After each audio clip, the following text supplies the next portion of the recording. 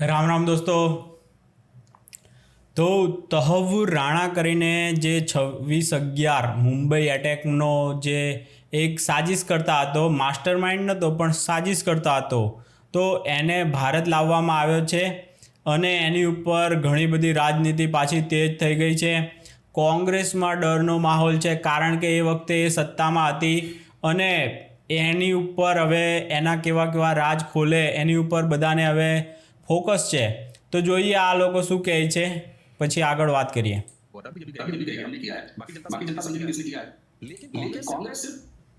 जनता में नहीं परेशान दिख रही है, आपकी जनता बिल्कुल सही है। कांग्रेस डर रही है, कांग्रेस डरी हुई है। जैसे ऐसा नहीं होता कि आपके खिलाफ कोई बहुत बड़ा गवाह चला है और तब आपको पता लगे ओहो अब तो ये सारी चीजें खुलेगा।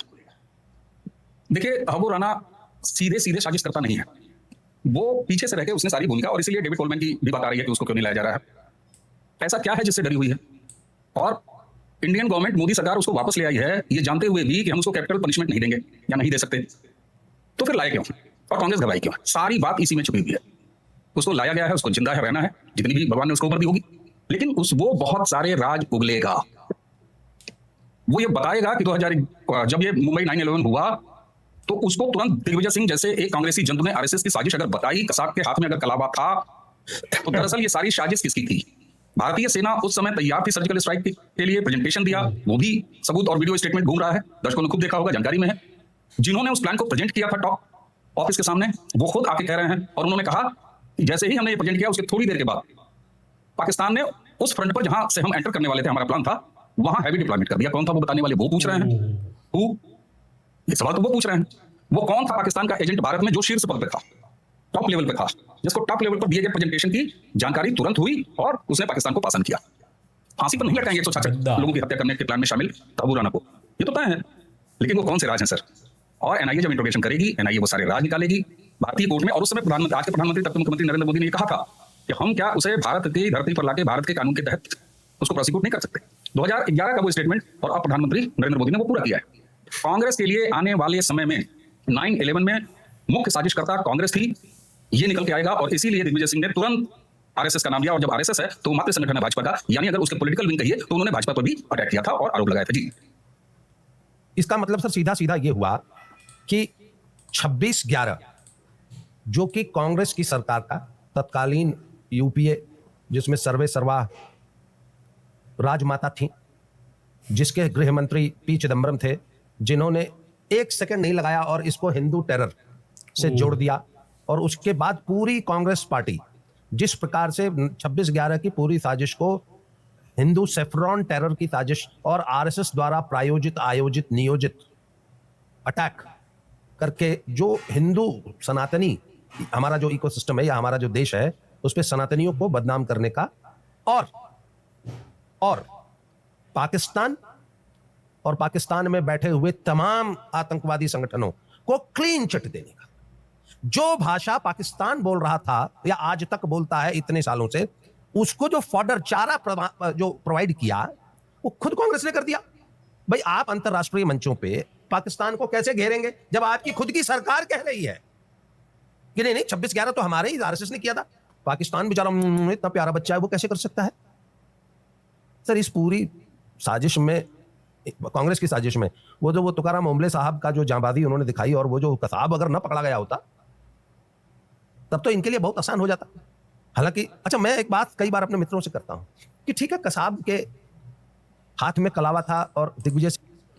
તો દોસ્તો આ છે એ વખતની સચ્ચાઈ કોંગ્રેસની, જેના કારણે સેફ્રન ટેરર, બોલો ભગવા આતંકવાદ, આવો શબ્દ કોંગ્રેસીઓ લઈને આવ્યા. એ કેટલા નીચ કક્ષાના કહેવાય દોસ્તો, અને કેવડું મોટું પાપ કર્યું. અને કોણે આ કસાબની પાસે એ રહ્યું કલાવા પહેરવાનું આવું બધું કોઈકે તો કીધું હશે ને. આ માસ્ટર માઇન્ડ નથી, હજુ માસ્ટર માઇન્ડ કોણ છે ને એ હવે નીકાળવાનો છે. આમાં જુઓ દોસ્તો, કીધું ને આમાં કે અહીંયા કોઈ ટોપ લેવલનો પાકિસ્તાની એજન્ટ અહીંયા સરકારમાં ટોપ લેવલ પર હતો, જેણે આખું આપણી આર્મીએ છે ને પ્રેઝન્ટેશન કર્યું કે આપણે આ રીતે અહીંયાથી આપણે એટેક કરશું પાકિસ્તાન પર, કારણ કે એણે ભયંકર મોટો 26/11 હુમલો કર્યો હતો, તો રિટાલિએટ તો આપણે કરવાનું જ હતું. તો તરત જ અડધો કલાકમાં પત્તો એ લોકોએ પાકિસ્તાનવાળાએ એ જે જગ્યાએથી આપણી આર્મી એન્ટર થવાની હતી ને ત્યાં આ લોકોએ હેવી ડિપ્લોયમેન્ટ કરી નાખ્યું આર્મીનું. વિચાર કરો આવું કેવી રીતે ખબર પડી જાય અડધા કલાકમાં. તો આમાં ટોપ લેવલના લોકોને જે પ્રેઝન્ટેશન કરેલું હતું આર્મીએ, તો વિચાર કરો કેટલી હદે એ વખતની સરકાર પાકિસ્તાની એજન્ટોથી ભરેલી હતી. આ બધી જાંચ હવે આ આવ્યો છે તો ખુલશે તો સારી વાત છે.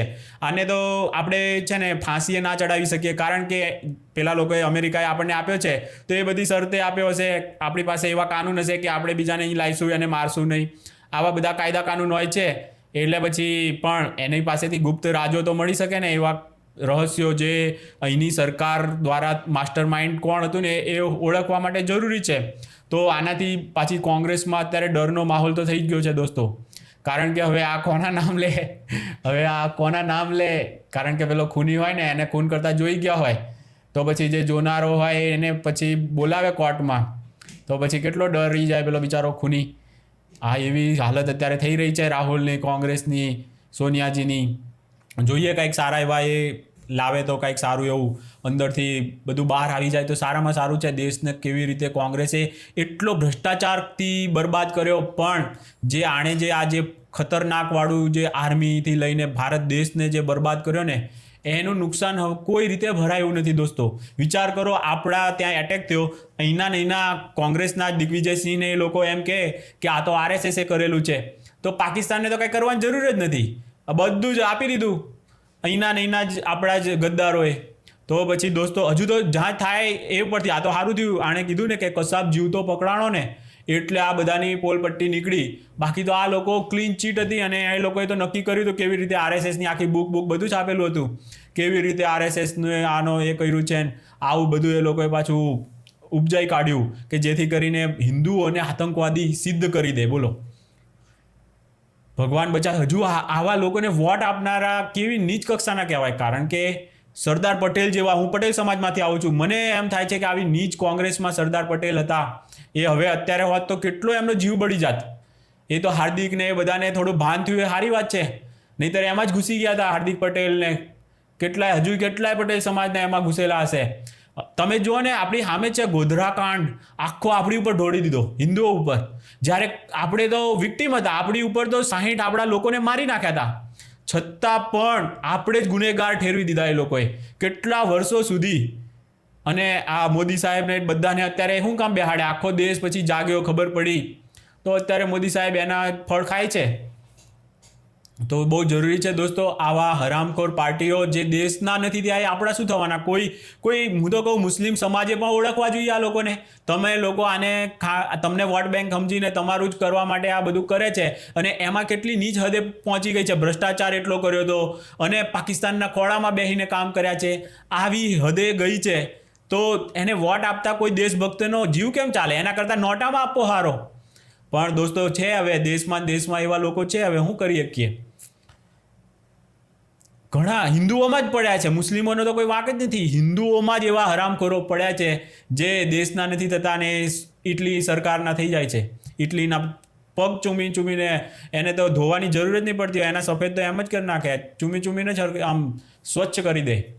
બોલો આવા હદે નીચ કક્ષાના લોકો પડ્યા છે આપણા ગુજરાતમાં. અને ગુજરાતનું બાજારું મીડિયા આ બધી વાત નહીં કરે. આ તહવ્વુરને લાવ્યો એ વખતની કેવી 26/11ની પરિસ્થિતિ હતી, કોંગ્રેસે કેવા હિન્દુઓને બરબાદ કરવા માટેની સાજિશો રચેલી, આ બધી વાત જ નહીં કરે. અરે ભગવાનને કાલ્પનિક કહી દીધેલા, અને એ પછી જે આ ષડયંત્રો ભયંકર રચ્યા એ ઉપરથી પણ અમુક લોકો અત્યારે એની હિંમત તો જુઓ.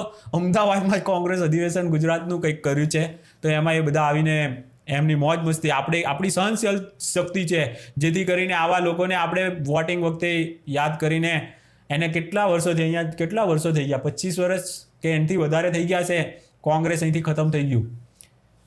આવું ખતમ થવાનું છે. હજુ પેલો પાછા અંદરના જ ફૂટેલા છે એટલે કંઈ ટેન્શન નથી. અંદરના જ ફૂટેલા છે, એને કોઈ દુશ્મનોની જરૂર નથી. એની કોંગ્રેસની અંદર જ એટલા દુશ્મનો ભરેલા છે, કારણ કે એણે એવા કાંડ કર્યા છે તો અમુક લોકો અંદર જઈને એને ખતમ કરતા હશે. આ ઘણા બધા આપણા જ હિન્દુ ભાઈઓ હશે, મુસ્લિમ હશે, એ લોકો બદલો જ લેતા હશે કોંગ્રેસને હરાવીને. એને ખબર જ હોય આવી બધી, એટલે તો કોંગ્રેસ આવતી નથી. એટલે આપણું ગુજરાત તો જાગેલું છે, પણ હોઈ ના જાય એના માટે આ ખાસ મારે વિડીયો કરવી પડી દોસ્તો. ફરીથી એકવાર બીજા કોઈ વિડીયોમાં મળીએ, ત્યાં સુધી રામ રામ.